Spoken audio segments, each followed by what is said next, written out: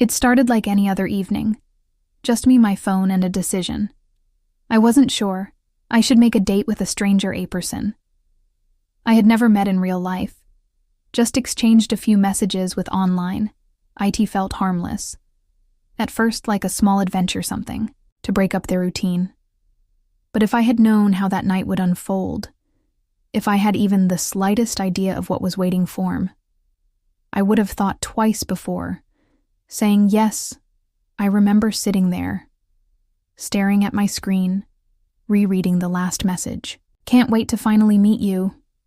His name was Ryan, at least. That's what he told me. His pictures looked normal.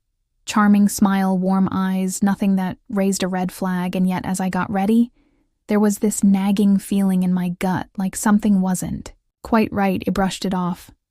I told myself I was overthinking, just being paranoid after all. What's the worst that could happen? We agreed to meet at a quiet little cafe downtown, one of those cozy spots with dim lighting and soft music playing in the background. When I walked in, my eyes scanned the room searching for him, and then I saw him. He was already there, sitting by the window, watching the street outside. At first glance, he looked exactly like his pictures. Same dark hair, samey confident posture. But when he turned to face me, something felt off. It wasn't his face or his smile. It was something deeper, something I couldn't quite put my finger on. Still, Ismailid sat down and tried to shake off the unease. The conversation started like any other first date. Small talk, a few jokes, the usual questions about work and hobbies. But as we talked, I noticed the way he looked at me, as if he already knew me, like we weren't meeting for the first time. I tried to ignore it, telling myself I was imagining things, until he said something that sent a chill down my spine. "You look even more beautiful in person," he said, his voice smooth. "Almost too perfect." Then, after a brief pause, headed just like I remember. I laughed, nervously assuming it was just a flirty comment.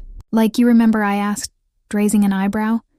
He smiled, but there was something unreadable in his expression. "Yeah," he said, stirring his coffee, slowly. "I mean, we've been talking for a while, right?" That's when it hit me. We hadn't been talking while in fact, I had only started messaging him 3 days ago. I felt a strange tightness in my chest, like the air in the room had shifted. I glanced at my phone suddenly, feeling the urge to check our messages, to make sure I wasn't misremembering, but before I could, he leaned forward, lowering his voice just enough to make my stomach drop. "There's something I need to tell you," he said, "something you don't know yet." And in that moment I realized, this wasn't just a normal date. This wasn't some casual night out with a stranger. This was something else. Entirely. My fingers tightened around my phone as I forced a smile, trying to hide the sudden wave of unease washing over. "Something I don't know yet," I repeated, my voice lighter than I felt. Ryan nodded, slowly, his gaze steady, unreadable. "Yeah," he said, glancing around the cafe like he was checking to see if anyone was listening. Then he looked back at me, lowering his voice. "But first, tell me something. Do you believe in coincidences?" I let out a nervous laugh, shifting in my chair. "I guess," I said. "Why?" He smiled, an expression that was neither warm nor cold. "Just knowing, because this," he gestured between us, "this isn't one." Ackle ran down my spine. I forced myself to hold his gaze, even though every instinct in me was telling me to look away. "What do you mean?" I asked carefully. He leaned back in his chair, studying me. "You really don't remember? Do you? If frown. Remember what?" He exhaled, shaking his head slightly like he wasn't sure how to explain. "We've met before," he finally said, stared at him. My mind scrambling for any memory, any tiny detail that could explain what he was saying. But nothing came. "That's not possible," I said slowly. "I would remember." Ryan's expression didn't change. You'd think that he murmured, But sometimes we forget things we're not supposed to. A strange, heavy silence settled between us. The sound of clinking cups and quiet conversation filled the cafe. But it all felt distant, like I was underwater. My pulse was quickening, a mix of confusion and something else, something closer to fear. I cleared my throat, trying to keep my voice steady. "Where do you think we met, Ryan?" Didn't answer right away. Instead, he reached into his pocket and pulled out something small, placing it on the table between us. "A key?" I blinked. "What's that?" He pushed it toward me with one finger. "Take a good look," he said. I hesitated before picking it up the second. My fingers touched the cold metal. A strange sense of familiarity swept over me. I turned it over in my palm, heart pounding. It wasn't just any key. It had a small tag attached to it, worn and faded. But I could still make out part of the writing. It was my name. A sharp breath caught in my throat. My eyes snapped back up to his. "Why does this have my name on it?" Ryan's expression remained calm, but his eyes darkened slightly, as if he knew something I didn't, because he said softly, "It belongs to you." I swallowed, my mind racing. "Where did you get this?" He tilted his head slightly, watching me. "That's the real question, isn't it?" he said. "But the better question is, why don't you remember my hands?" Trembled slightly as I placed the key back down, my thoughts spinning. This was supposed to be a simple date, a fun night out with a stranger. So why did it suddenly feel like something much bigger? I stared at the key, my pulse pounding in my ears. It didn't make sense. I had never seen it before. At least I didn't think I had. But the moment I touched it, something deep inside me shifted like a door cracking, open to a memory, just out of reach. Ryan was watching me closely, his expression unreadable. "You really don't remember," he said again, more to himself than to me. I forced a laugh, but it came out thin. "No, because this is crazy." I said, "We've never met.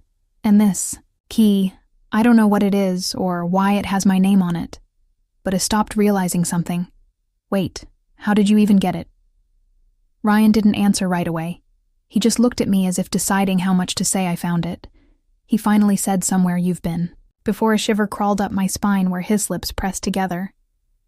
"That's something you have to figure out." Frustration bubbled up inside me. "This isn't a game, Ryan." "I know." His voice was calm, but there was something beneath it, something urgent. "But listen, to me, you're in the middle of something and you don't even realize it yet."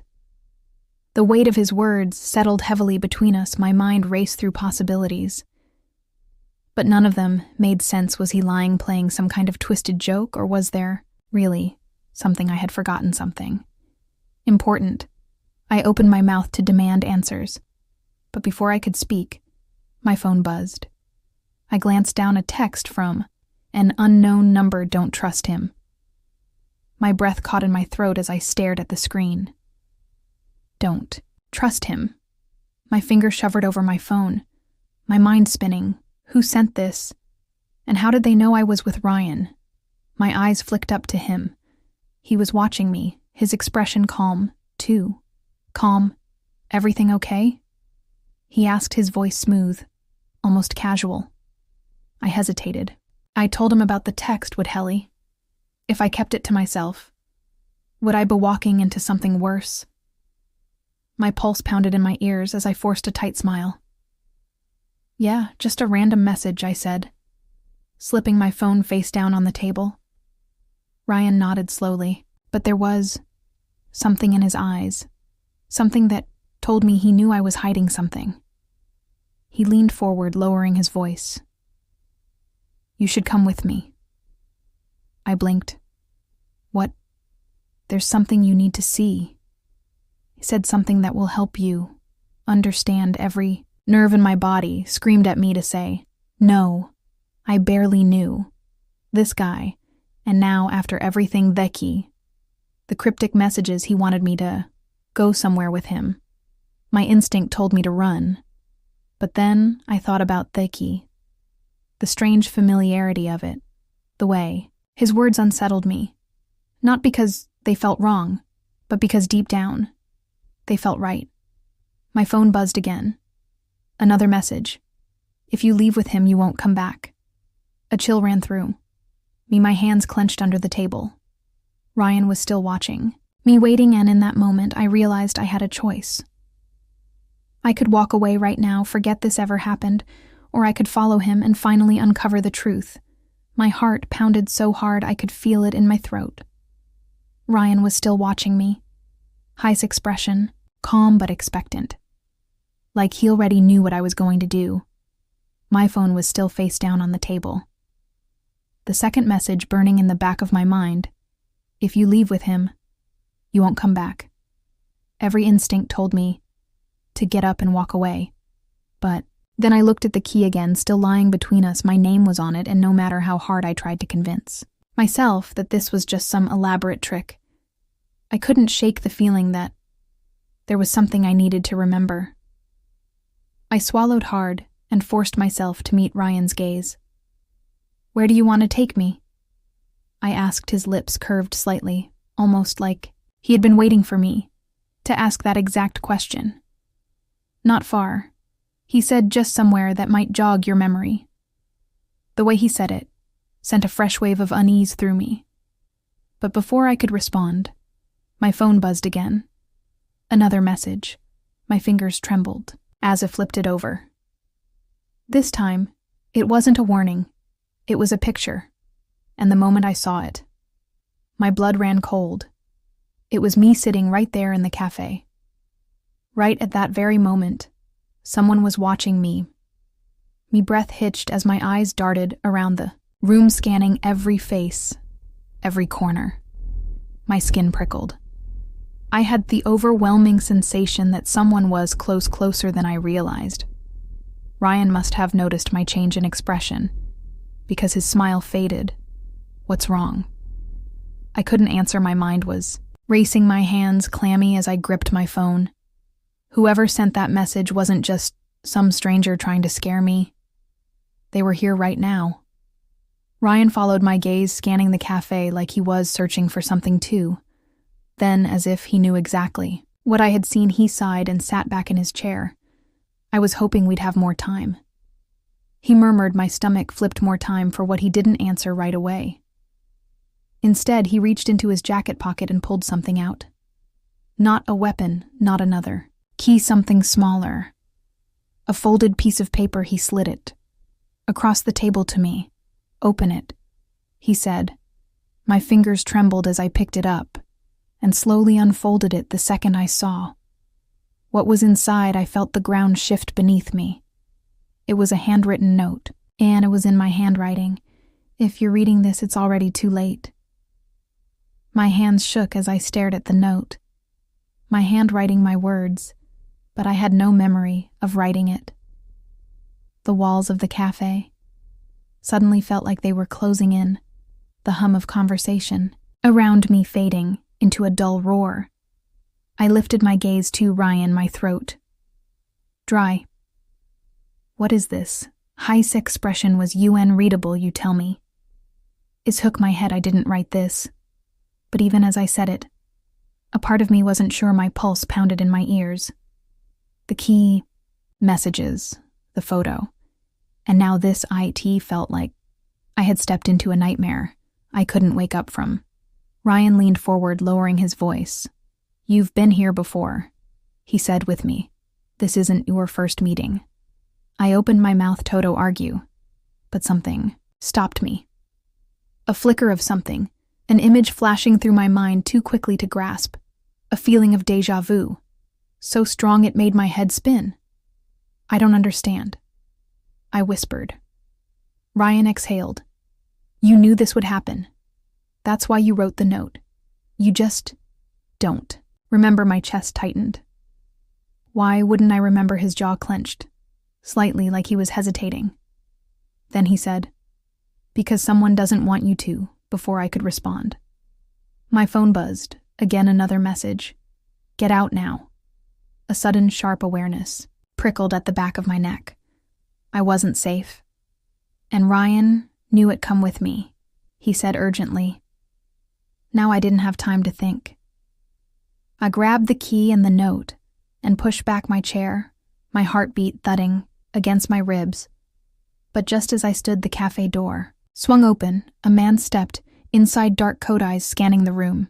The moment he saw me, his expression shifted like he had found exactly what he was looking for. Ryan swore under his breath. Too late, he muttered. Panic surged through me. Who is that, Ryan? Didn't answer instead. He grabbed my wrist and pulled me toward the back exit.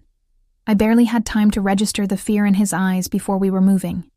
And as we ran, a single terrifying thought echoed in my mind.